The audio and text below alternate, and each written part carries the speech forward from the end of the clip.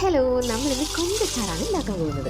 അതിനുവേണ്ടി നമ്മൾ എടുത്തിരിക്കുന്നത് വെളിച്ചെണ്ണയാണ്. വെളിച്ചെണ്ണ തിളച്ച ശേഷം മുളക് പൊടിയും മഞ്ഞൾപ്പൊടിയും ഉപ്പും ഒക്കെ പറ്റി കുറേ നേരം റെസ്റ്റ് ചെയ്ത് വെച്ചാൽ നമ്മുടെ കൊഞ്ച് വിട്ടം വരെ എടുത്ത് തിളച്ച എണ്ണയിലേക്ക് ഇട്ടു.